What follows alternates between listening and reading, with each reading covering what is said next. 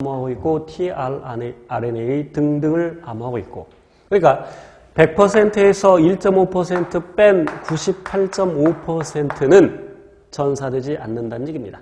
이것을 비암호화라고 할 수 있죠. 그래서 98.5%가 비암호화 DNA죠. 되게 간단히 얘기해서 유전자라는 것은, 여기 조심하셔야 되는데, 유전자라는 것은 단백질 합성할 수 있는 정보죠. 자, 그런데 그 유전자가 단백질, 그러니까 유전 정보의 흐름을 보면 DNA 유전 정보가 저장되어 있는데, 되게 유전 정보의 흐름이라고 하면, 그러니까 소위 중심설, 그러니까 센트럴 도그마 얘기하는 것인데, 중심설, 센트럴 도그마, 다 아는 얘기겠지만, DNA부터 DNA를 주역으로 해서 mRNA 만드는 과정을 전사라고 하고, 그 mRNA 정보를 읽어서 단백질 합성하는 것을 번역 또는 해독이라고 하죠. 그래서 이 단백질 만드는 정보가 바로 DNA에 있는데, 그것을 우리는 유전자라고 한다. 그런데 조심할 것은, 그래서 그 유전자의 발현이라는 것은 이렇게 되는 것을 의미한다. 단백질 합성까지. 그러나 그 유전자 발현이 그냥 RNA에서 끝나는 경우도 있다. DNA로부터, 어떤 또 다른 DNA부터 rRNA 만들고, 그러나 그 rRNA 정보를 읽어서 단백질 합성하는 건 아니죠. 물론 단백질 합성에 관여하긴 하지만, 또한 tRNA 마찬가지죠. tRNA 정보를 읽어서 단백질 합성하는 거 아니죠. 또는 마이크로 RNA 뭐 등등.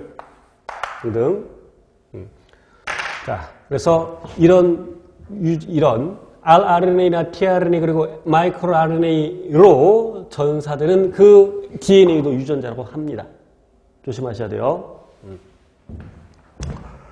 어쨌건 이런 걸 다 합해서 1.5% 정도다. DNA 전체에서.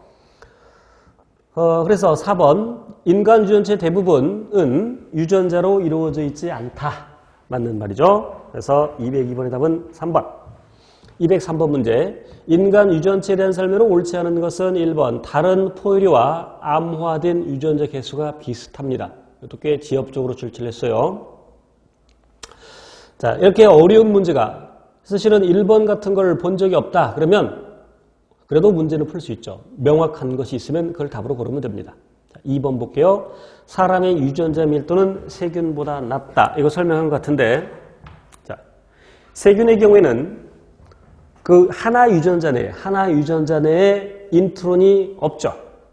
또한 진핵세포는 프로모터 하나의 여러 유전자 아니라 프로모터 하나의 유전자 하나. 진핵세포는 프로모터 하나의 유전자 하나. 그러나 원핵세포는 프로모터 하나의 구조 유전자들.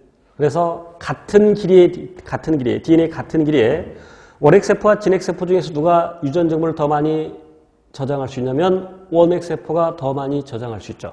이것을 유전자 밀도라고 합니다. 같은 길이에 원핵세포의 경우에 진핵세포보다 더 많은 유전 정보를 담을 수 있다. 그것을 유전자 밀도라고 하는데, 그래서 유전자 밀도는 진핵세포보다 원핵세포가 더 큽니다.